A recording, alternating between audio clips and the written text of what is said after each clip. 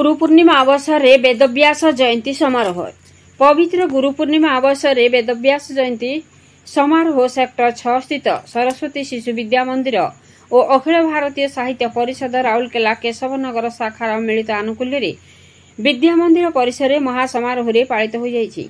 विद्या मंदिर परिचालना कमिटीर कोषाध्यक्ष उपेन्द्रनाथ दास सभापतित्व और सह संपादक दीनबंधु रथ आवाहकत्व आयोजित एक कार्यक्रम में मुख्य अतिथि तथा वक्ता भाव शिक्षाविद विजयिनी जेना जोगदे गुरु पूर्णिमा संपर्क में वक्तव्य रखिथिले।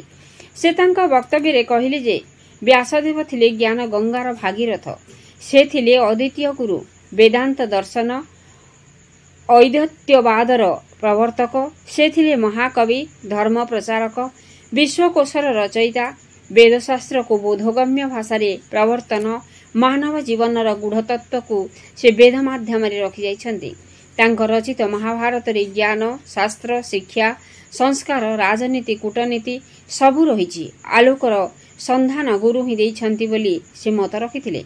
प्रारंभ रे गुरुमा सुमित्रा मिश्र स्वागत भाषण सह मंच संयोजना और प्रधानाचार्य सुरेन्द्र कुमार शतपथी अतिथि परिचय और कार्यक्रम आभिमुख्य संपर्क में वक्तव्य रखिथिले। सभापतित्व करथिबा श्री दास मुक्ता संपर्कित उपादेय तथ्य सह गुरु और शिष्य परंपरार उदाहरण रखिथिले।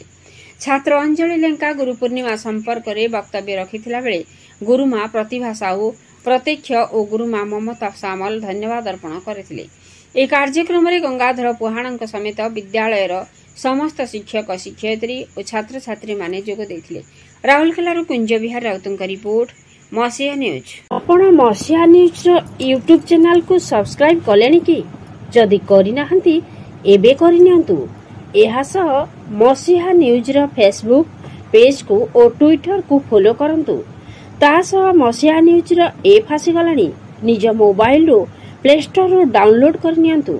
जय जगन्नाथ। सहज नुहे कष्टसाध्य ठीक सेमिति व्यासदेव मध्य से पद्मराग मणि को खोजिचंती, तार निर्यास खोजिचंती वेद भितरु एवं ताकू चारोटी भागरे भाग करि देइचंती।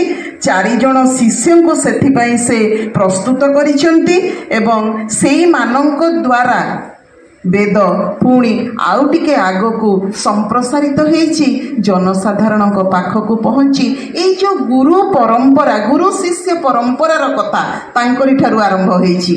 से किछि शिष्य तैयारी कले, से शिष्य पुणी आउ टिके आगकू जाई आउ किछि प्रचार प्रसार कले, तांकरी पाखरु ही गुरु शिष्यर परंपरा आरंभ होईछि। तेणु आजिर पूर्णिमा को आमे व्यासदेव बसिचंती सरस्वती नदी जल कूल सेतिकी बेले तांकु जना पड़ुछि जे कालर अदृश्य बेग निश्चित भावरे दिने सबु अवक्ष आड़क नहीं जीव। ए मानव सभ्यता को मानव निश्चित भावरे क्षमुखी हेब, तार पतन आरंभ हो जीव। पूजा आराधना कला बेले तांकरी आदर्श तांकरी आलोकर पथ आमर ध्येय हेउ एतिकी कामना। सनातन संस्कृति को से चिरभास्वर करी जाइछंती। भारतीय ज्ञान परंपरा को तांकर दान अतुलनीय। आज पवित्र दिन में तांको प्रणाम करा जाउछि। समस्ते तांको प्रणाम करंतु। संसार में जेते संगठन बा संस्थापन अच्छी बा जेते अच्छी पंथा अच्छी विभिन्न प्रकार पंथा रही समस्त गुरु रही समस्त गुरु को आज दिन में आमे प्रणाम जनाऊँ। कहीं गुरु माने ही आलोकर बाट देखाती अंधार पछरे ता भीतर मुक्तावली संगृत होता है। कथार अच्छी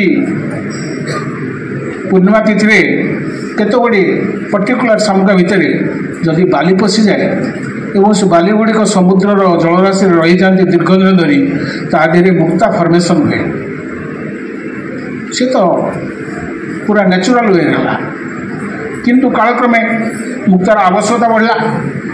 मुक्तार आवश्यकता बढ़िया द्वारा पिलाने कौन है गुरुजी को आम आग्रह कर शुणापी ये मुक्तार जो आवश्यकता बढ़ीगला आम मुक्ता कल्चर कले।